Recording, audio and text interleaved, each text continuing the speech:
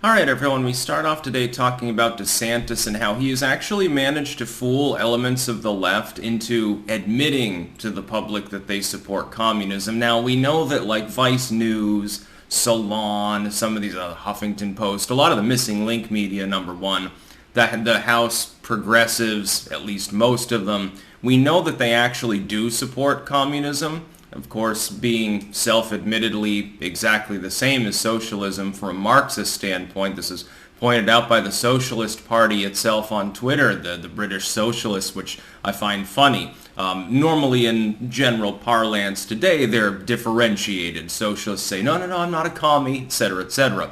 DeSantis, though, recently codified a new holiday there in Florida, the Victims of Communism Day, to, remember the Holodomor and so forth, to remember the 100 million or so that died over the last century roughly because of communism under Mao, under Lenin, Pol Pot, the craziest, if not the highest overall kill count, and all of these other regimes, communists in Cuba, communists in other parts of certainly Central America. Now, first let me posit something. This is really shrewd, getting the leftoids to admit that they support communism. Part of it is self-serving from DeSantis. What does Florida have that no other state in the United States has? And this is, of course, where Ron DeSantis happens to be running for re-election. Cubans. Lots and lots of Cuban expats within Florida. Many hundreds of thousands, I think. In fact, there might be over 1 million.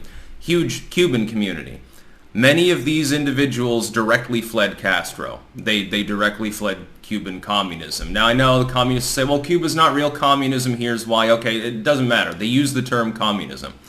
Now, link in the description, this is just from Vice News. This is only one of the outlets blasting this and rambling about don't say gay and stuff. They're saying, well, you can't even say gay in Florida, which is bullshit. That's not what the anti-grooming bill actually does. It talks about not giving explicit material to small children. Doesn't matter if it's gay or straight. They don't want you rambling about your gender identity. You're supposed to be teaching math or something. You're taxpayer funded, ergo there are certain things that as a government employee or quasi-employee you shouldn't be doing. So that bullshit part aside, then they follow up and say, but now they will be mandating that teachers talk shit about communism.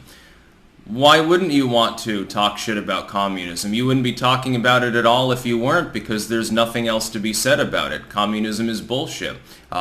Just like socialism, it's stepping stone, infantile form, or the undifferentiated form if you use the antiquated term of socialism from over a century ago.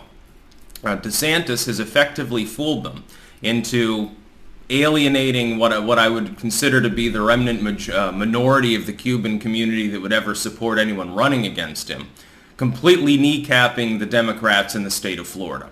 That's what he's accomplished. He's just confirmed that he'll be reelected effectively. If he was already ahead anyway, and he was by 5 to 10 points, this seals the deal. The left is now very stupidly blundering into this issue where they're pretending that remembering the victims of communism is a partisan issue. It's not.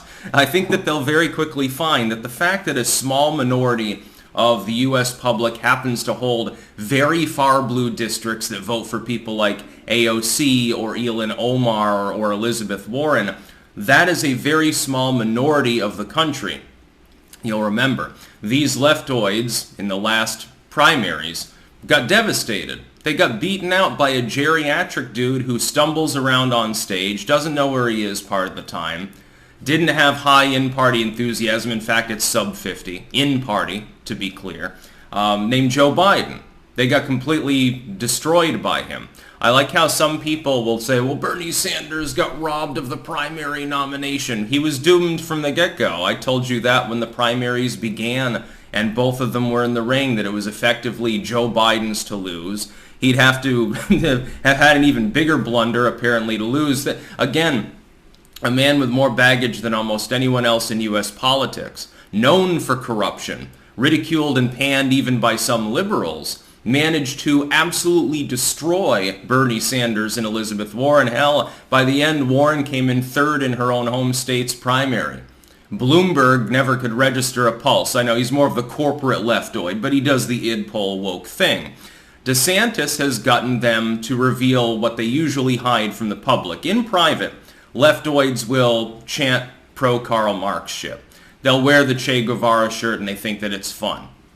In public, when they're giving a news interview, when they're representing their views to constituents running for office, etc., they hold back. No, I'm not a communist. I don't like communism. It's got all sorts of problems. And no, I'm not really a socialist.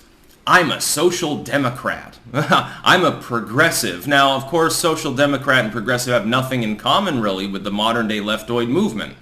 If you look at the progressive movement wasn't nearly as fixated on id poll with regards to anything other than, hey, workers' rights. Well, the left can't claim that anymore. They've been screwing workers for the last few years. No, the new wave populist movement on the ostensible right actually represents workers' interests. Hey, maybe we should take a leaf out of Bernie's book, back before he ran for office and sold out completely so he could buy a third home, when he said over and over again that if we didn't tackle the illegal immigration issue, wages would remain low. Maybe we'll take a leaf out of that book. Hey, haha, we're progressive now. DeSantis has completely fooled them. I think, though, in further analysis here, this is evidence that he doesn't have presidential ambitions. While this would look good on a national stage, it's really goddamn helpful if you're running in the state of Florida. He needs the Cuban vote. Now, Florida's been inching its way towards becoming a lean red state after having been sort of the mean, median, and mode of swing state status for 2 decades. It looks like the Democrats have managed to lose there, and part of that's going to be the Cuban community. Part of it is the Democrats have begun to alienate middle-class Hispanics all over the place, especially along the border with their pro-crime policies, their anti-border policies. That's really hurting people down there. And the fact that they want to hyper-regulate and overtax small businesses. When the lockdowns occurred, and they were disproportionately blue state heavy, most states had some degree of reaction when COVID first broke out, but about half the states repealed basically everything and certainly anything economically damaging within the first month or two. The states that persisted for the better part of a year and in some cases longer, up until Biden was elected generally, that was the cutoff for most of them. Blue states, Democrat-run states, well, they lost a disproportionate number of businesses. I remember in the state of Vermont, which I wasn't in at the time, but of course my family's in Vermont, I'm talking to them. In Rutland, for example, in the state of Vermont at large as well. All the businesses were shut down. Nothing was open. There was delivery only for certain things, effectively, and that's basically all that was there. Everyone just stayed at home and developed alcoholism for the most part. And small businesses started dying off. Why? Because the only place you could get food, the only food places that were available, a handful of aisles at places like Walmart. The big box stores, they allowed to stay up in brownout mode. Thus, completely lopsiding supply and demand, causing part of the present economic crisis. Of course, inflation inching down, point 2. This is considered a major economic victory by Biden's wagon circlers. They're proclaiming peak inflation is here. I have a feeling that next month they'll be singing a different tune. I think this is the reverse of a bump in the road. I think the road is mostly bumps, and this happens to be the one little patch that was paved more recently by the government work crew.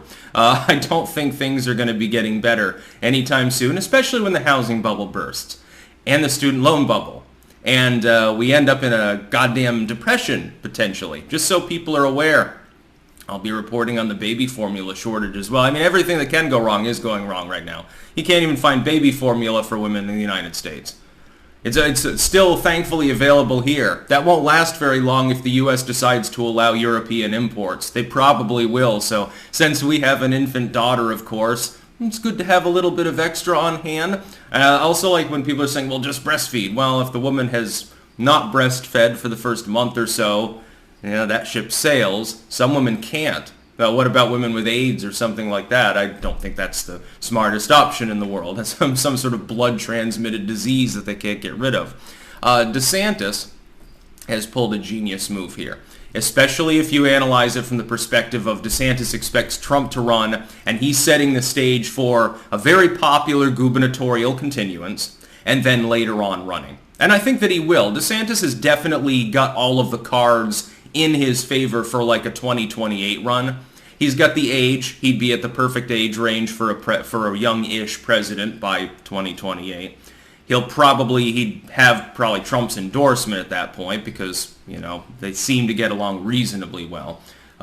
Important state, incumbency. That is that you're from a state that's technically in play.